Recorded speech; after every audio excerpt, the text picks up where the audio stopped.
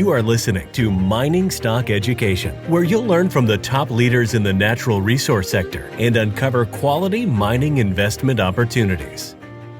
These guys know what's going on. They know they know what has to happen in the mining sector, and they know that the best projects are going to get funded. They're going to happen, and they're going to be mines. And they see the valuations, and they're getting ridiculous. So their trigger fingers are getting itchy. They're just waiting for that catalyst. It's Mining Stock Education. I'm Bill Powers. Thanks for tuning in. And we are getting our monthly update from Dr. David Erfle over at JuniorMinerJunkieWithTheWhy.com. David, you're back from Beaver Creek, Colorado, where one of the best conferences in the junior mining sector is held every year. It's your personal favorite conference. You've said that multiple times. I've seen you there many years. I wasn't there this year, but please give my audience an update. What was the conference like in comparison to other years, and what was the general vibe? Yeah, sure, Bill. You were missed. There was a good vibe amongst the companies that had plenty of cash. Were cashed up into 2025 or even late into 2024. Had great projects that they knew were financeable. Earlier stage companies, the mood wasn't so good. You'd ask them certain questions like, what are you going to do if the market doesn't turn around here soon? The market knows you need money. The great projects, the best projects that are out there are always going to get financed. They're always going to find a way to get financed. And in a market like this, though, people are worried about more dilution because of the market caps of a lot of these companies. But, I went expecting it to be more dour. I think that the big thing is frustration, because you see the gold price and, you bring up a 20-year chart of the gold price and it's like, wow, that looks really good. Look at it's about to break out, it's got this beautiful cup and handle, all the macro is lighting up, gold's been building a base here at $1,900 for the past 6 months. But then again, you look at the juniors and most of the stocks, you got to turn them upside down for them to look like the gold price. So, and we know what the reasons for that is. We've gone over it before, the gold price going sideways while, the inflation has gone up, the inflation to explore for it, to produce it, to build the mine, everything's going up while the gold price goes sideways. And that everything going up has included the stock market. So there's been no real reason to get into juniors. Of course, herein lies the opportunity, but there's, only, you could accumulate on weakness so much to where, the Rick Ruleism, you're either a contrarian or a victim. And a lot of these contrarians feel like contrarians and victims right now because, you continue to accumulate on, these ridiculous valuations and, in relation to the gold price on these juniors, yet stocks continue to go lower. And unless you're on margin, you're really not too worried about it because how this sector works. If you're a seasoned professional in this sector, and let me tell you, Bill, there's not a lot of generalist speculators or in this generalist investors in this sector. They haven't been around for 10 years. So we continue to trade amongst ourselves, and we have to be aware of the sharks out there of Bay Street and Wall Street who continue to play games with the stocks centered around financings. But I know your question was the mood of the conference. Well, the mood of the conference was better than I expected, but I think that a lot of people understand that it's going to take time for a lot of this to turn around. But they do see a light at the end of the tunnel now, and it's no longer an oncoming train as far as, like I said, the good projects are concerned. But the lifestyle companies, they got to be concerned, which is a good thing as far as I'm concerned. And so do you think there will be a remedy for those lifestyle companies? Could there be M&A amidst the lifestyle companies? Yes, it needs to happen. I talked to a lot of people, a lot of smaller companies, and they're thinking about, trying to monetize some of their other assets to raise capital, doing other things besides dilution, because they can't dilute down here. Even if they want to raise more than G&A money, they're going to have to blow up their share structure to do it. And they don't want to do that. And also piss off the investors that they have. So they know that they're going to have to merge with equals, maybe in the area they're working, or have other synergies with other smaller juniors. That needs to happen because, in the past, in past bear markets, we've had us saying the same thing, that there needs to be more M&A in the sector. And all of a sudden, the share price pops, capital markets open, and all the crappy companies get financed again, and they don't go away. So, that's the one thing I do love about a bear market. There's a lot of things to like about a bear market. You accumulate shares at rock bottom prices while investors are throwing them away. That's what I've been doing. But the best thing I like about a bear market is it's really easy to associate the good companies from the companies that aren't going to make it. Especially when you go to conferences like this and you take these meetings and you ask all the tough questions, and they have the right answers. They don't go, well, if this happens, then we'll do this, or if that happens, then we'll do this, right? They're not even concerned about the market. They know they don't need to be concerned about the market. They have a great project. They have access to capital. They have enough money in the bank, what have you. They know they tick all the boxes. And you get into these meetings with them and you just know which horses are going to be the winners, That's the great thing about a bear market. But in a bull market, it's a lot more difficult, especially if you're not a very seasoned investor in this sector. It's more difficult to separate the good companies from the bad companies because everybody's getting financed, right? And even mediocre results are getting rewarded. Right now, it's the opposite. Great results are not getting rewarded. Let's say you're an exploration company and you've got less than $10 million in the bank, and you haven't even reached the PEA stage, let alone the feasibility stage yet, and you put out barn burner results. They're going to get sold because the savvy investors that are left in this sector, there's no generalist investors in the sector. They know that, hey, great project, great results. I'm going to sell your stock and wait for the next finance. Probably get a full warrant, or at least a half warrant, because you need money. And everybody knows you need money. And you can look at the stock charts of the companies that are putting out great results, and look at their stock charts and look what happens when they put out a press release. It's used as a liquidity event to sell the stock. Therefore, in a bear market, even good companies can disappoint you more often than not. Would that be an accurate statement in your experience? Absolutely. Yes. Especially, if you got less than $10 million in the bank and you already have a bloated share structure, that makes it even worse. Mm-hmm. So, Dave, were there any rumors you got hold of? Because I remember when I would go to Beaver Creek, haven't been there in a couple of years, you would always have somebody cancel appointments the day of, and then the rumor is, they're about to be acquired, so they can't talk to anybody. Are there any legal rumors you can share with the audience? Well, the one rumor that I did hear, I can't really share with you because it's about a company that I own that might be either taken over or get a strategic deal from a nearby major. So I don't really want to say, but there wasn't really any rumors per se about, major takeovers or anything like that. The Denver Gold Forum is going on right now, and something may come out of that. I mean, we had more news that the Newcrest Newmont deal is come down to a shareholder vote now. So we know that's going to happen. Finally, that's going to be in the books. But as far as M&A is concerned, most of the companies that I own, I don't want to see them taken over right now. They'd be take unders. Right. So are the big boys, were they hunting for take unders at Beaver Creek? Well, the good companies, they're on top of that. They know, they have a good hold on who owns the stock, and they know they could stop a take under. That was the tough question that I had to ask a few of the companies that I saw as take under candidates. Like, let's say that, myself and my subscribers are down 35-40% of your stock. We got into your stock, basically hoping for at least a 3 times gain.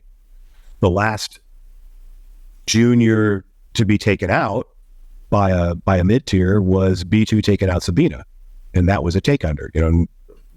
Not very many people made money on that deal. I mean, the people that The people who paid money are the ones that got lucky enough to buy it near the lows after it got down so much.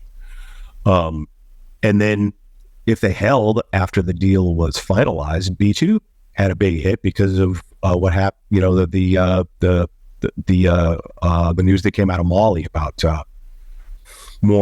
taking more money in taxes, I think it was in Mali. But even though it didn't affect any of B2's projects, and that's the thing, it's happening right now. You hear something like a Niger coup happening in West Africa, even though it doesn't affect a certain company at all. The company has a project bordering Niger, it's going to get sold. Or if it's even close to Niger, it's going to get sold. Investors don't, they're just looking for an out on a lot of these things to sell things for tax loss. So that's what you have to be careful about. And like I said, it's in a bear market, it's easier to tell the best companies to be buying news like that. Did you sell anything as a result of your meetings? No. There was two companies that I'm not real happy about what I heard, but it doesn't make any sense to sell them because they've proved up a lot of gold in the ground, and the market's giving them less than $5 an ounce for it, and the gold in the ground's in great jurisdictions. There are different de-risking stages, but I have faith in the management teams, and I have faith in the governments where the projects are located, that eventually they'll get a permit, because that's another big thing right now. Your mine is not a mine, or your mine is not a potential mine until the market sees that you can get a permit. You could have the best project in the world in a great jurisdiction, and yet the market might see, hey, they're going to have a problem getting this permitted.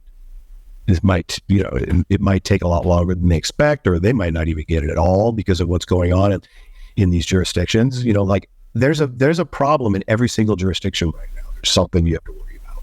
So would you say investors are not as hot even on Canada right now? I know the U.S. is becoming more challenging. Is the same sentiment being felt towards Canada? It depends on which province you're in, and what area of the province you're in. A big thing is local support. If you got really good local support, then it's going to get permitted most likely. In these top tier jurisdictions, a good thing to look at is like the Mexico situation, right?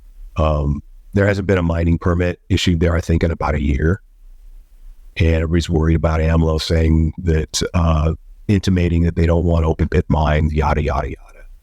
And the good thing about Mexico is there's only one term presidents, and he's going to be out in September. The election's in June, but his party is favored to win, but the opposing party is gaining, and the opposing party is a lot more mining friendly, and even the people below AMLO are more mining friendly.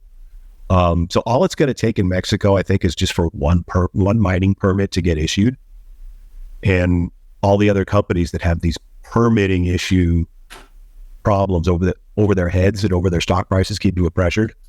That'll alleviate a lot of pressure. We're going to see strong moves in a lot of these stocks, because there's a lot of great projects well, I wouldn't say a lot, but there's several great projects in Mexico that are close to getting mining permits, or that need mining permits, that have fantastic projects, be great for the communities. And there's one company that I spoke with. They've got the government, they've got the mayor, and all the ejidos. Everybody's on board the project. They just need the government. So everybody lobbying for them. Especially the communities, they're lobbying for this permit to eventually get issued. So 1,000 jobs. I mean, so much, coming into the community because of it, and the area needs these mines, economically. So it's going to happen in certain projects. Like I said, the really good ones. But does the company have enough cash to wait it out? Do they have the access to cash to wait it out?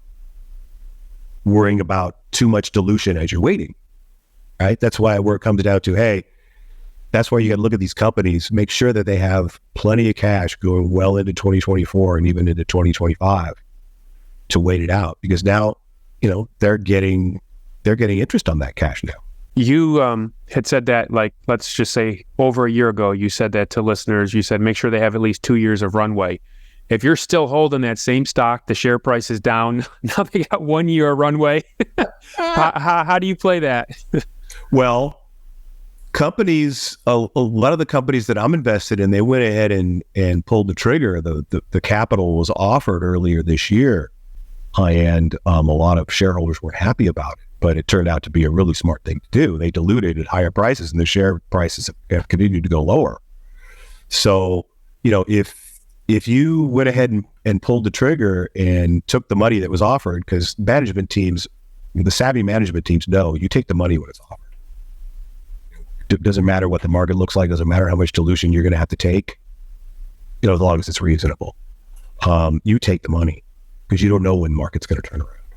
And they were smart to do it, even though, I had my subscribers, sending me emails. Aren't you worried about this dilution? I said, on the one hand, I'm not happy about it, but on the other hand, I totally respect it, and I'm all for it, because we don't know what the market's going to look like a year down the road. It might not turn around.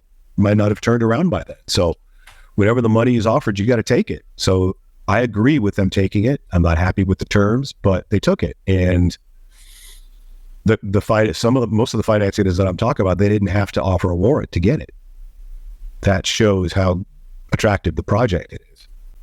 If you could raise money in this environment without a warrant, that goes a long way to saying how attractive your project is. Mm-hmm. Dave, final question: is the word still be right and sit tight to investors? Absolutely. As long as you're not on margin, it's the object is not to accumulate low to sell lower. I've got 4 or 5 companies that are 40, 50% down right now. I'm not worried about it because I have great relationships with the management teams, and I have faith in them and their management teams that have made me money in the past. And they raise money at the right time. They're participating in financings. Am I happy about what's happening as far as maybe they had to take dilution a lot lower than they should have? They're doing the best they can, and they're shareholders too, so they watch out for that. So it's just patience. You have to continue to have more patience, and the longer it takes, the higher it's going to go, as far as I'm concerned, because there's not a lot of there's no generalist investors in this sector at all. We're still trading amongst ourselves, resource investors, and that's not going to change until the gold price breaks out and the stock market starts to break down, and there's some fear in the market. And I think that's going to happen. That's going to start to happen now. As we had a Federal Reserve meeting today, and they didn't raise rates. I don't think they're going to raise rates again. They talk tough like they're going to, but the big thing is, it's obvious to me that their 2% inflation target is ridiculous. Just as ridiculous as their inflation is transitory for a year.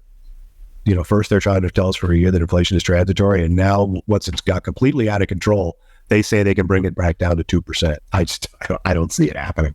So once the market realizes that, that's when gold takes off, and that's when we have generalists come into gold stocks first, and then into the juniors. Because if you take the market cap of all the mining sector and you put it into one company now, since what's happened recently, it's now down to less than the market cap of Home Depot, which is about $380 billion. That's really tiny. So when the algorithms flip in this sector, that's why you see these large moves in these companies that happen so fast in the best companies, because the investors know it's time to get in. I know which companies I have to get in. While I was at the conference on last Thursday, a handful of silver stocks popped. Yeah, I know it wasn't a rebalance, because we talked about the rebalance. It happens every June, every mid-June, and every mid-December now. And I know Joe Foster, the former portfolio manager of Van Eck, was there. He's the strategic advisor now. He's not. He's getting up there, so he's not the portfolio manager anymore. But he was asking a lot of tough questions in the audience to a lot of these presentations, And I think he probably just called up and said, hey, we need to get into this silver company, this silver company, and this silver company. Because it was 4 or 5 silver companies that popped last Thursday on decent volume. So, these guys know what's going on. They know they know what has to happen in the mining sector, and they know that the best projects are going to get funded. They're going to happen, and they're going to be mines. And they see the valuations, and they're getting ridiculous. So their trigger fingers are getting itchy. They're just waiting for that catalyst. Is it going to be the Fed? Is it going to be we've got a government shutdown on the horizon that might take place. We've got that UAW auto workers thing. This is the first time all 3 of them have struck at the same time, and that's really going to hurt your community really bad because where you live, and that's not good for the economy. And we're going to find out Friday if it's going to go wider spread the strike. So the gold price is sniffing all this out. I think it's already built a floor at 1900, and it's trying to stay above 1950 here as we're talking. So at the end of this month is going to be the quarter close. If we get a quarterly close above 2000, it doesn't take many people to notice that, momentum traders to notice that, to start getting in. Hey, look, this is the time to get into gold. Well, Dave, thanks for your insight. David's website is juniorminerjunkie.com. If you're not familiar with David's work, go over there. He has a free email list you can sign up for. You'll get his commentary, general commentary on gold and the markets, and some junior mining commentary once a week, emailed Friday night. So go sign up for that. And Dave, thank you for this update. I'm glad you're back safely from Beaver Creek and you're still recovering well health-wise. Listeners were concerned. Yes. I'm pretty much there as far as health-wise. Just got to gain back the weight I lost after the surgery. Well, hey, for people our age, that's a good thing, right? If you have to gain weight, not lose weight. Yes. Well, we'll talk to you in about a month. All right. Always a pleasure, Bill. Thanks. Thank you.